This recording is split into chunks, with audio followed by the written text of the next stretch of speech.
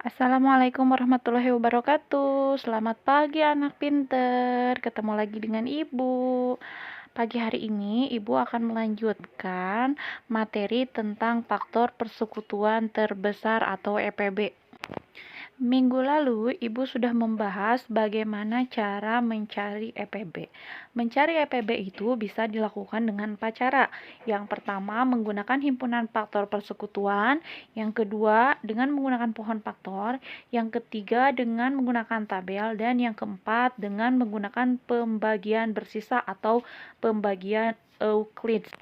Sebelumnya, Ibu sudah contohkan bagaimana cara mencari EPB menggunakan himpunan faktor persekutuan dan menggunakan pohon faktor. Hari ini, Ibu akan mencoba menjelaskan bagaimana mencari EPB menggunakan tabel dan menggunakan pembagian bersisa atau pembagian Euclid.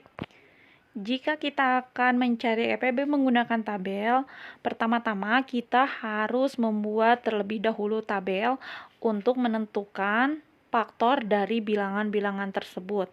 Di sini Ibu contohkan menentukan EPB dari bilangan 40 dan 60. Otomatis kita membuat tabel untuk bilangan 40 dan 60. Sekarang kita cari dulu faktor dari 40 berapa saja. 40 bisa dibagi 1, hasilnya 40. Selain bisa dibagi 1, 40 juga bisa dibagi 2. Yang hasilnya 20. Selanjutnya 40 dapat dibagi 4, hasilnya 10. Terus 40 juga dapat dibagi 5 yang hasilnya 8. Jadi, faktor dari 40 yaitu 1, 2, 4, 5, 8, 10, 20, dan 40. Setelah kita mencari faktor dari 40, kita lanjut mencari faktor dari 60.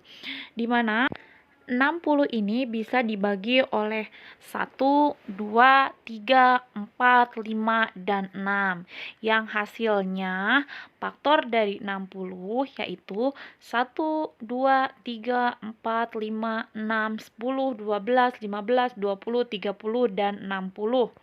Setelah diketahui faktor dari kedua bilangan tersebut, kita bisa lihat faktor-faktor yang sama dari bilangan itu.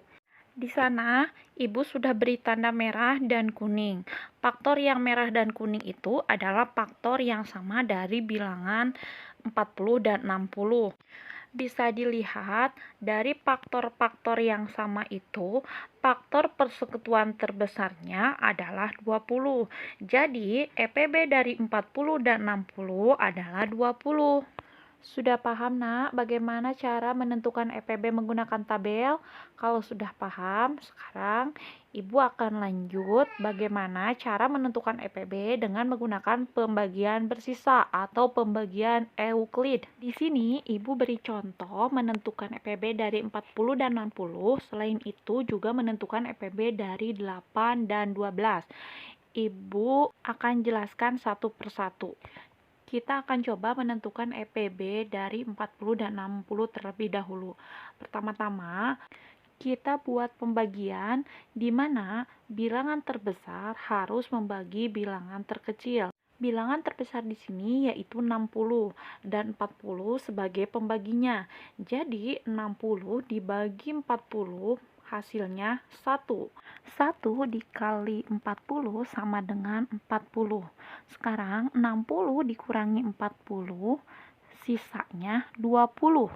Sisa 20 ini kita akan simpan seperti contoh. Yang 20 ini akan berubah menjadi pembagi, sedangkan 40 akan berubah menjadi yang akan dibaginya. 40 dibagi 20 sama dengan 2. 2 kali 20 sama dengan 40. 40 dikurang 40, sisanya 0. Itu tandanya 40 dibagi 20 itu tidak ada sisa.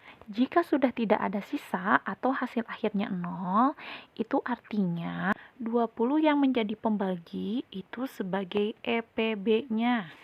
Sekarang kita lanjut ke contoh berikutnya, yaitu menentukan EPB dari 8 dan 12. Caranya sama seperti yang tadi. Bilangan yang paling besar akan dibagi oleh bilangan yang terkecil. Kita perhatikan lagi caranya. 12 dibagi 8 hasilnya 1. 1 kali 8 sama dengan 8. 12 dikurangi 8 sisanya 4. 4 ini akan berubah menjadi pembagi, sedangkan 8 akan menjadi bilangan yang dibagi. 8 dibagi 4 hasilnya 2. 2 dikali 4 sama dengan 8. 8 dikurangi 8 sisanya 0. Jika sisanya sudah 0, berarti pembagi itu merupakan EPB-nya. Jadi, EPB dari 8 dan 12 adalah 4. Sekarang, silahkan kalian kerjakan tugasnya menentukan EPB dari bilangan-bilangan yang sudah Ibu tentukan. Terus, untuk nomor 1 dan nomor 2, gunakan metode tabel. Sedangkan nomor 3 dan nomor 4 menggunakan pembagian bersisa atau Euclid. Jika tugas matematikanya sudah selesai, silahkan kalian lanjut untuk mengerjakan tugas PLH-nya. Materinya masih melanjutkan materi minggu lalu tentang siap siaga menghadapi bencana. Kerjakan tugasnya dengan teliti. Anak pinter, materi kali ini Ibu cukupkan sekian.